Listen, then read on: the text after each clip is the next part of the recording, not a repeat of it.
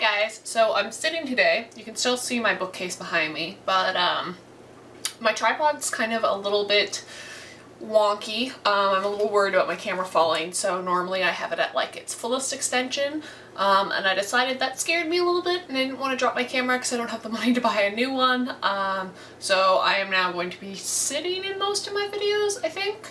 Also, because school is starting for me next week, I'm probably going to be filming my videos on the same day, so I'm gonna try and do 2 videos a week, Mondays and Fridays, for the school year. So if I look the same in the same week video, it's probably because I filmed them on the same day. With my school schedule and work schedule, I'm really busy Monday to Friday, but I have my weekends off, so I'm gonna try and film those on the weekends, and then that way you guys get videos and all that fun stuff. So, get on to the business at hand for today.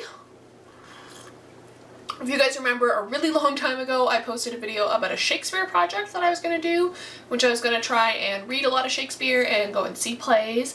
I haven't mentioned that in a really long time. Part of the reason is this school year I'm actually going to be taking an entire course dedicated to Shakespeare, in which I get to study 12 different Shakespearean plays, which I'm really excited about. And the other reason I got really lazy. But I do have an update. This weekend I went to the Stratford Festival in Ontario and saw King Lear and A Midsummer Night's Dream. Sorry, these are my playbills and they're kind of really floppy. It was fantastic. This was my birthday present from my mom. My birthday's in 2 weeks from now. We got a really good deal on tickets. So we decided to see 3 plays this weekend. Sorry, I'm gonna set my tea down. I decided to see 3 plays this weekend, so we saw King Lear, A Midsummer Night's Dream, and Alice Through the Looking Glass, which was the very first play I ever saw at Stratford when I was 8, so 20 years later I get to see it again. So it was kind of a really special weekend. It was a lot to see 3 plays in one weekend, especially the 2 in one day, which I'll get into a little bit later on when I'm talking about A Midsummer Night's Dream, because that was the nighttime play. So to start with, the first play we saw was King Lear. I did manage to get through this entirely before we got there. Colin Fiore played King Lear, that's who's depicted on the front. He is a fantastic actor. He's often in the Shakespearean ones. I'm just going to go through the list of who played what, because that's also really important when you're watching plays. And I'm, of course, far too far. Goneril was played by Maeve Beattie. Cordelia was played by Sarah Farm. Regan was played by Lissa Ripo Martel. The Fool was played by Stephen Ouimet, who was one of my favorite parts of the play. Kent was played by Jonathan Goad. Gloucester was played by Scott Wentworth. Edgar was played by Evan Billing. Edmund was played by Brad Hodder. Albany was played by Michael Blake. And Cornwall was played by Mike Shara. There are a few other people in it, but they're not really super important, so I'm going to skip that. The reason why I wanted to go through that is a lot of them were also in A Midsummer Night's Dream, so they literally did 2 3-hour plays in a day, and it was fantastic. So if you don't know the story of King Lear, basically, King Lear is the king of Britain. He has decided he is old and he wants to relax for the rest of his years, so he decides to split up his kingdom into 3, and he has his daughters tell him who loves him the most. So Goneril and Regan are like, yeah, you're like, I love you more than anything, blah, blah, blah, blah, blah. Cordelia goes, no, I'm not gonna play your game. I love you as much as I always have. I do you the proper duty. But I also am going to be married soon, and I need to give proper respect and love to my husband. Both Goneril and Regan are married at this point. So he basically decides to banish her, and he is entirely dependent on his daughters now, who decide that they really don't want their father to be dependent on him, and it is a tragedy, so it does end in death. I really enjoyed this play. It's quite a long play. I was reading it in my big completed works, just because it's easier just to have all the plays together. And it was about 40 pages versus A Midsummer's 20, but it was beautifully written.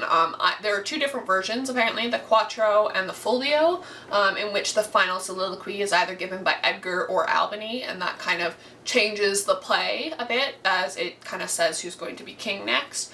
In my version that I read, and in the version that I saw, Edgar was the one who gave the final soliloquy. The stage was really sparse. It was in Festival Theatre. If you guys know Stratford at all, there's, I think, 3 theatres in Stratford. There's the Festival, the Avon, and the Tom Patterson. If those of you who don't know, Stratford is a small town in southern Ontario, kind of near London, Ontario, and it does a festival every year, and they do about 10 or 12 plays. It's like a big thing, and this year's theme was madness, so hence the 3 plays I saw. But it was fantastic. Honestly, the acting was spot on. My only slight criticism would have been Kent was a little bit over enthused, but he still did a really good job. He was practically screaming the whole time. And the girl who played Cordelia, I think it was probably one of her first productions. I don't really feel like looking it up because it's kind of hard, because there's like tons of actors that I have to sort through to find her, and sometimes she was a little bit hard to hear, but it was very fantastic. So that was a 3-hour-long play in the afternoon. We then took a break and had some dinner, and then we went and saw A Midsummer Night's Dream. Now this was in the exact same theatre, and the stage was completely different. They had, basically the framing for this production was, it was a wedding, and the couple's friends were all actors, so they decided to put on a play for their wedding, and they decided to put on A Midsummer Night's Dream. So it was all in modern dress. The stage was stunning. Coming down were all these like strings of lights. It looked like a backyard garden. There was actual water in the middle of the stage, and like there were like lawn chairs all around where audience members actually got to sit, which was really cool. I was not one of them, because we got really cheap tickets. We were up in the balcony, but we had great seats and could see everything. Yeah, so it was interesting. As I mentioned a little bit earlier in this video, King Lear is a 40-page play, and that was a 3-hour play. A Midsummer Night's Dream is a 20-page play, and they dragged it out to 3 hours. Now, when you've already sat through one 3-hour play, and I'm doing this as a preface for like my criticism of the play, you really don't feel like sitting through another 3-hour play. It was exhausting. By the end of the night, we were just done. Some of the great innovations that they did in this, they did gender blind casting. So Puck was female. Oh, what's his name? I'm forgetting, and I'm going to look it up.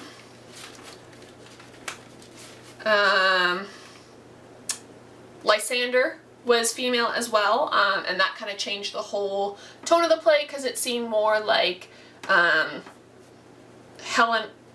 Hermia's father was like saying he wanted her to marry Demetrius over Lysander because he didn't want her marrying a woman. So that was interesting. Yeah, basically Titania and Oberon were played by the actors who played Edgar and Edmund in King Lear, which was fantastic. Honestly, they were my favorite part of the play by far.